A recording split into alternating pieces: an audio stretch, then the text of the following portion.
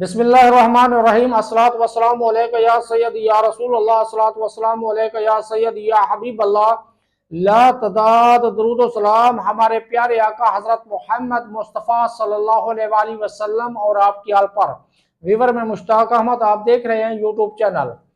ہمارا آج کا ٹاپک ہے 12 ماہ کی نفلی عبادات میں محرم الحرام میں عاشورہ کی وجہ تسمیہ۔ عاشورہ کی وجہ تسمیہ، حضور غوث پاک رضی اللہ تعالیٰ عنہ ارشاد فرماتے ہیں کہ اس کی وجہ تسمیہ مختلف علماء کرام نے مختلف بیان فرمائی ہیں، مگر اکثر علماء کرام کا خیال یہ ہے کہ چونکہ یہ محرم الحرام کا 10واں دن ہوتا ہے اس لیے اس کو عاشورہ کہا جاتا ہے۔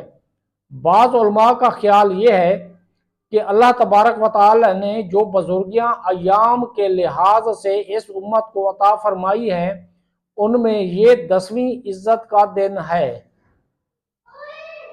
اس لیے اس کو عاشورہ کہا جاتا ہے۔ 10 بزرگیاں درج ذیل ہیں۔ نمبر 1، رجب، یہ اللہ کا مہینہ ہے۔ اللہ تعالیٰ نے یہ عزت اس امت کو عطا فرمائی کہ اس مہینہ کی فضیلت باقی مہینوں پر ایسی ہے جیسی اس امت کی فضیلت باقی تمام امتوں پر۔ شعبان المعظم، اس کی فضیلت ایسی ہے کہ جیسی دوسرے انبیاء کرام علیہ السلام پر رسول کریم رؤوف الرحیم صلی اللہ تعالی علیہ وآلہ وسلم کی۔ رمضان المبارک، اس کی فضیلت باقی مہینوں پر ایسی ہے کہ جیسی اللہ تعالیٰ کی فضیلت عام مخلوق پر۔ نمبر 4، شب قدر، اس کی فضیلت یہ ہے کہ اس کو اللہ تعالیٰ نے 1000 مہینوں سے افضل قرار دیا ہے۔ نمبر 5، عید الفطر کا دن، اس کی فضیلت یہ ہے کہ اس دن روزہ داروں کو جزا ملتی ہے۔ نمبر 6، ذی الحجہ، اس مہینہ کے اول 10 دنوں کو اللہ تعالیٰ کی یاد سے تعبیر کیا گیا ہے۔ نمبر 7، یوم عرفہ، اس دن روزہ رکھنے سے 2 سال کے گناہوں کا کفارہ ہو جاتا ہے۔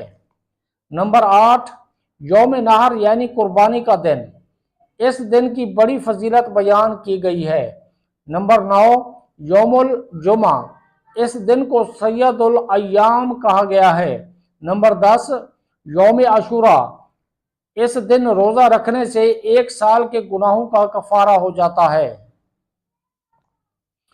حضور غوث پاک رضی اللہ تعالیٰ عنہ فرماتے ہیں کہ بعض علماء کرام نے اس دن کی وجہ تسمیہ یوں بیان فرمائی ہے کہ اس دن اللہ کریم علیم و خبیر نے 10 پیغمبروں پر 10 عنایات فرمائی تھیں جو کہ درج ذیل ہیں۔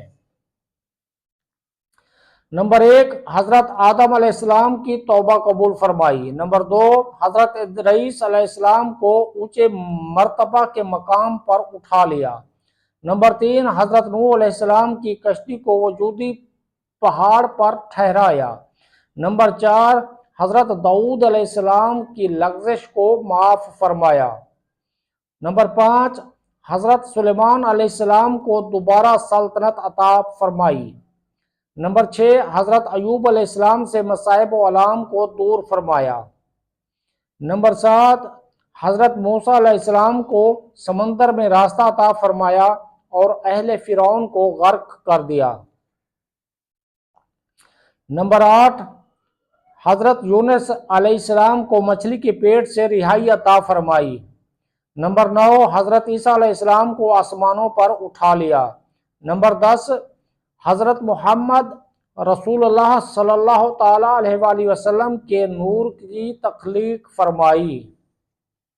ویور، اب تک کے لیے اتنا ہی۔ اپنا خیال رکھیے، اپنے اس چینل کو سبسکرائب کر کے اس ویڈیو کو لائک اور شیئر کر دیجیے۔ اللہ حافظ۔